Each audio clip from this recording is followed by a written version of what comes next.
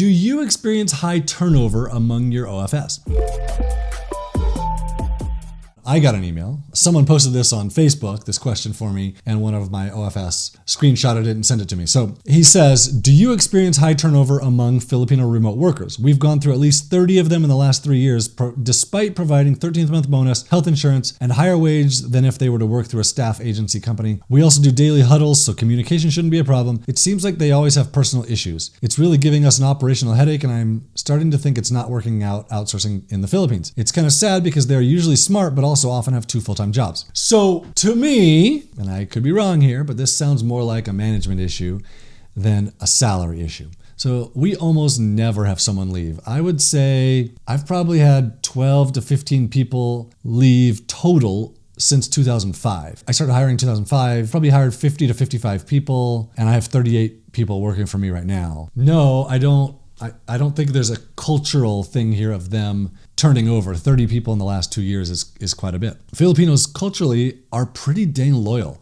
They don't like to switch jobs if they have a job. They want to stick with you. But maybe you should ask your current team why they think people are leaving. You might get some really interesting answers. You'll need to tell them that they can be honest with you and that you're prepared for some really harsh feedback from them. And whatever feedback they give you is not going to affect their jobs, because they'll be really hesitant if they think it might affect their job. But if you're upfront and say like, hey, I'm expecting you to tell me something really terrible about myself and about our process and our company, why do you think people are leaving? You might get some really good feedback. So let me give you a couple things that I think might be going on. So here are some examples. Number one, they're bored. The work isn't challenging enough. Like you're just having them do mindless work. There's no need for them to focus or to be better. There's no professional fulfillment, and so they're looking for it elsewhere. Number two, maybe they don't feel heard. Yes, you're doing daily huddles, but maybe they don't feel comfortable talking to you or telling you problems because of the way you're handling those huddles or because of the way you manage the communication with them. Maybe they don't feel comfortable enough to tell you what they really think, and so it's easier for them to just leave. Number three, maybe they're worried that they might lose their job if they contradict you or make a mistake. Maybe you've yelled at them or done something to have them have some fear. And if that's consistently happening where people are fearing losing their jobs, well, in the Philippines, they're going to just leave because the fear just doesn't work for them. Number four, are you consistently shooting down their ideas and suggestions? I did this for a long time where I would just say no to people because it was they were suggesting things that I didn't understand or things that I didn't feel like would be helpful. And I just finally realized like I got to stop saying no to everything. So there are some things where I'm like, yeah, I don't think that's going to work super well, but I'm going to let you try it. And that alone just changed their behavior towards me, where they became way more willing to try things and to say like, hey, we have a problem here. Hey, we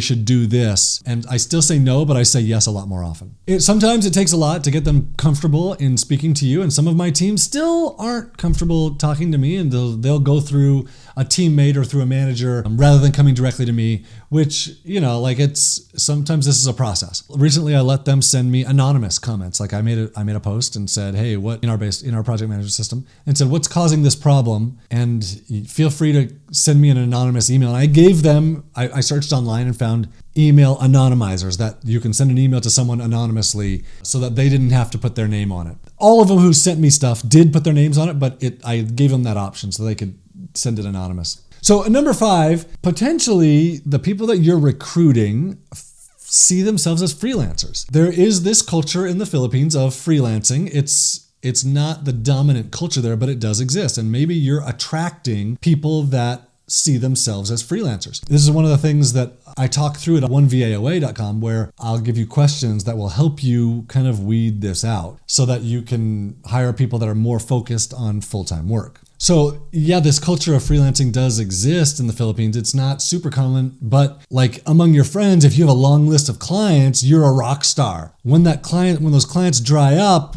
you don't want to tell anybody, but there's still this thing, and Upwork and Fiverr promote this like get a bunch of clients and you become a rock star so that you can raise your wage and you can get reviews, and it's really a bad situation. And this is one of the reasons why I don't promote reviews at onlinejobs.ph, where you can leave a review on any profile. Any employer can leave a review. And I just simply will not promote this as like a main focus of our business. Like, leave a review on this person you hired, where I want people to hire a long-term, full-time person, because that's really where business changes, rather than in a project or a freelancer. that just keeps things moving forward. It doesn't change your business. So yeah, I feel for you for having all this turnover. I kind of doubt that it's just you're attracting freelancers, although some of that may be, but more realistically, my guess is that in your recruiting process, there's something that could be better. And that's one of the reasons I created onevaoa.com, so that I can walk you through my recruiting process. Like I said, my success rate has been pretty high. I don't know certainly my way isn't the only way to do this, but it works, and it works really well.